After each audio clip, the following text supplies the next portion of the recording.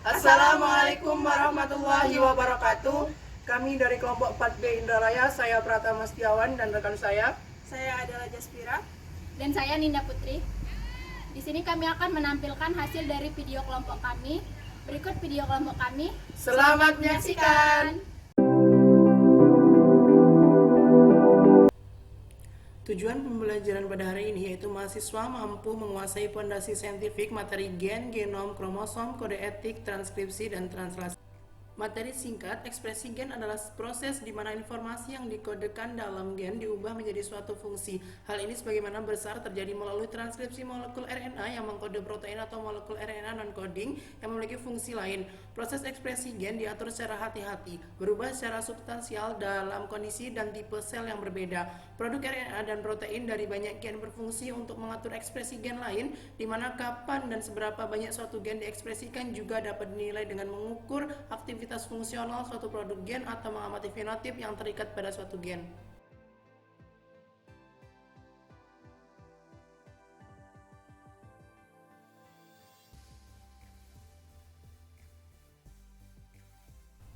Untuk yang selanjutnya yaitu pembahasan.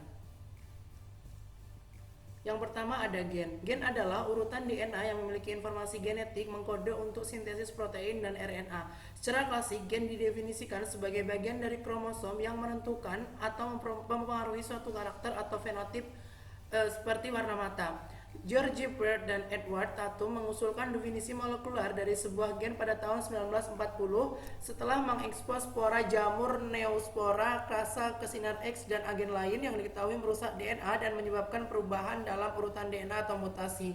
Mereka mendeteksi strain jamur mutan yang kekurangan satu atau enzim lain tertentu, kadang-kadang mengakibatkan kegagalan seluruh jalur metabolisme. Bedel dan Tatum menyimpulkan bahwa gen adalah segmen materi genetik yang menentukan atau mengkode suatu enzim.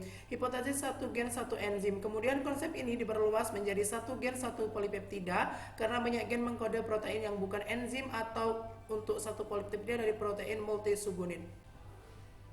Definisi biokimia modern dari sebuah gen bahkan lebih tepat, gen adalah semua DNA yang mengkodekan urutan primer dari beberapa produk gen akhir yang dapat berupa polipeptida atau RNA dengan fungsi struktural atau katalitik. DNA juga mengandung segmen atau urutan lain yang memiliki fungsi pengaturan atau regulasi. Urutan regulasi memberikan sinyal yang dapat menunjukkan awal atau akhir gen untuk mempengaruhi transkripsi gen atau berfungsi sebagai titik inisiasi untuk replikasi atau rekombinasi. Beberapa gen dapat diekspresikan dengan cara yang berbeda untuk menghasilkan banyak produk gen dari satu segmen DNA. Yang kedua ada kromosom. Istilah kromosom digunakan untuk merujuk pada molekul asam nukleat yang merupakan gudang informasi genetik dalam virus, bakteri, sel eukariotik. Pada sel eukariotik, kromosom mengandung protein histon yang mengikat dan memandatkan struktur molekul DNA. Siklus sel eukariotik menghasilkan perubahan yang mencolok dalam struktur kromosom. Dalam sel eukariotik yang tidak membelah dalam GO dan sel-sel dalam interfase G1S dan G2, bahan kromosom kromatin bersifat amorf dan tampaknya tersebar secara acak di bagian-bagian tertentu dari nukleus. Pada fase S interfase, DNA dalam keadaan amorf ini bereplikasi. Setiap kromosom menghasilkan dua anak kromosom disebut kromatid anak yang tetap berhubungan satu sama lain. Setelah replikasi selesai, kromosom menjadi jauh lebih padat selama profase mitosis, mengambil bentuk sejumlah spesies spesifik dari pasangan kromatid. Kromatin adalah kompleks yang terdiri dari serat yang mengandung protein dan DNA dalam massa yang kira-kira sama. Bersama dengan sejumlah kecil RNA, DNA dalam kromatin sangat erat terkait dengan protein yang disebut histon, yang mengemas dan menyusun DNA menjadi unit struktural yang disebut nukleosom. Juga ditemukan dalam kromatin banyak protein dan histon, beberapa diantaranya membantu mempertahankan struktur kromosom yang lain, mengatur ekspresi gen tertentu. Dimulai dengan nukleosom, DNA kromosom eukariotik dikemas ke dalam suksesi struktur tingkat tinggi yang pada akhirnya menghasilkan kromosom kompak yang terlihat dengan mikroskop cahaya. Berikut merupakan gambar kromosom dari eukariotik. Untuk yang selanjutnya yaitu mengenai kode etik. Inti dari dogma sentral adalah konsep bahwa informasi dalam bentuk abjad 4 huruf A, G, C, dan T dari materi genetik diterjemahkan ke dalam abjad protein sama amino 20 huruf. Seperti yang telah kita lihat, perantara antara materi genetik DNA, mesin translasi, dan ribosom adalah RNA pembawa pesan atau mRNA. mRNA disalin dari DNA dalam proses yang disebut transkripsi dan kemudian diterjemahkan pada ribosom dalam proses yang dididis translasi di mana mRNA mengarahkan urutan polimerisasi asam amino menjadi rantai polipeptida.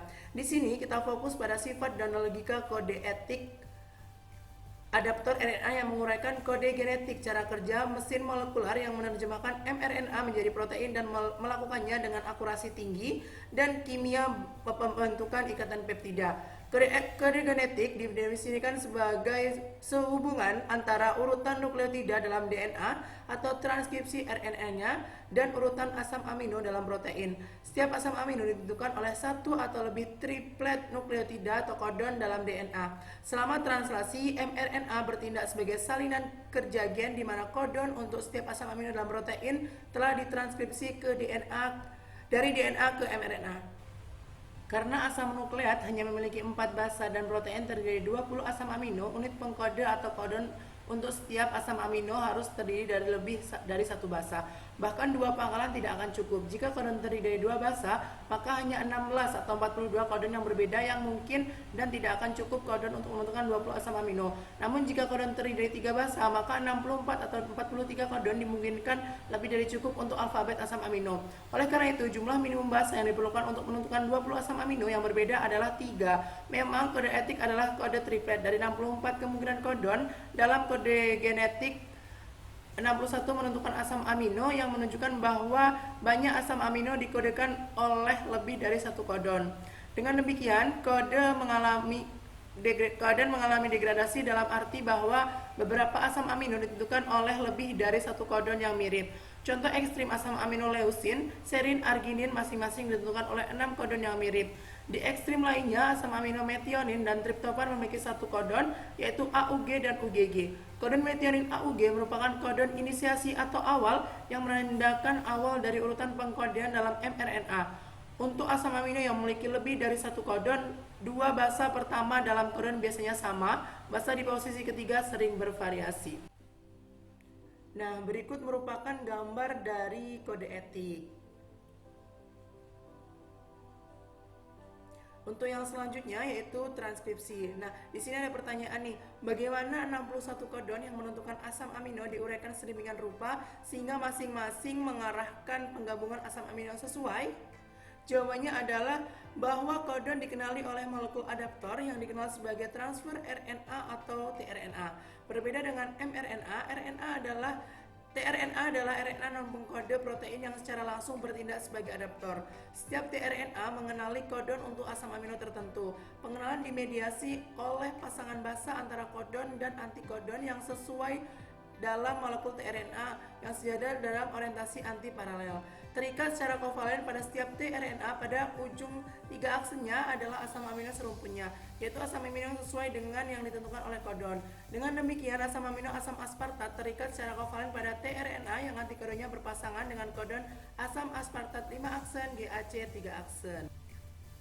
Beberapa tRNA mengenali lebih dari satu kodon yang mirip. Hal ini dimungkinkan karena fenomena yang dikenal sebagai wobble atau goyangan yang memanfaatkan fakta bahwa kodon mirip sering berbeda satu sama lain pada posisi ketiga. Bagian dari penjelasan untuk wobble adalah bahwa basa 5 aksen di antikodon tidak dibatasi secara spasial seperti 2 lainnya. Memungkinkan untuk wobble dan membentuk ikatan hidrogen dengan basa selain basa serumpunnya pada posisi 3 aksen dari kodon. Juga beberapa tRNA memiliki basa yang tidak biasa. Inosin pada posisi 5 wobble antikodon, inosin dapat berpasangan dengan AU atau C pada posisi 3 kodon. Dengan demikian, aturan pasangan basa yang membentuk dasar untuk struktur helix ganda tidak dipatuhi secara ketat dalam kasus khusus interaksi kodon dan antikodon. Berikut merupakan gambar dari basa inosin. Untuk yang selanjutnya yaitu mengenai transkripsi. Sebuah mRNA mengandung serangkaian kode genetik atau kodon yang berinteraksi dengan antikodon amino asil tRNA sehingga serangkaian asam amino yang sesuai digabungkan ke dalam rantai polipeptida.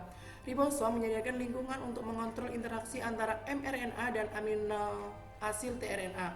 Ribosom berperilaku seperti pabrik migrasi kecil yang berjalan di sepanjang template yang terlibat dalam siklus cepat sintesis ikatan peptida.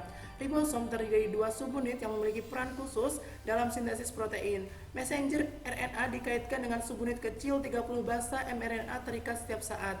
Utas mRNA sepanjang permukaan dekat dengan persimpangan subunit. 2 molekul tRNA aktif dalam sintesis protein setiap saat. Jadi pemanjangan polipeptida melibatkan reaksi yang terjadi hanya pada 2 dari kira-kira 10 codon yang cukup oleh ribosom. Kedua tRNA dimasukkan ke sisi internal yang membentang di subunit. tRNA ketiga mungkin tetap berada di ribosom setelah digunakan dalam sintesis protein sebelum didaur ulang. Biosintesis protein terjadi secara 5 tahap. Tahap 1, aktivasi asam amino untuk sintesis polipeptida dengan urutan yang ditentukan.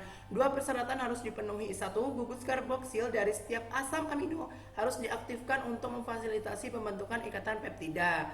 2, sebuah tautan harus dibuat antara setiap asam amino baru dan informasi dalam mRNA yang mengkodekannya. Kedua persyaratan ini dipenuhi dengan membawa asam amino ke tRNA pada tahap pertama sintesis protein. Membawa asam amino ke tRNA yang tepat sangat penting. Reaksi ini berlangsung di sitosol bukan di ribosom. Masing-masing dari 20 asam amino terikat secara kovalen pada tRNA spesifik dengan menggunakan energi ATP. Enzim pengaktif yang tergantung pada Mg2+ yang dikenal sebagai amino asil tRNA sintetase ketika melekat pada asam amino mereka amino asilase tRNA dikatakan bermuatan. Tahap 2, inisiasi mRNA yang membawa kode genetik atau kodon berikatan dengan subunit ribosom yang lebih kecil dan amino asil tRNA antikodon yang akan memulai membacanya. Subunit ribosom besar kemudian mengikat untuk membentuk kompleks inisiasi. Inisiasi amino asil tRNA basa berpasangan dengan kodon mRNA AUG yang menandakan awal polipeptida. Proses ini yang membutuhkan GTP, didorong oleh protein sitosol yang disebut faktor inisiasi. Tahap 3, pemanjangan polipeptida atau elongasi yang baru terbentuk diperpanjang dengan ikatan kovalen atau peptida.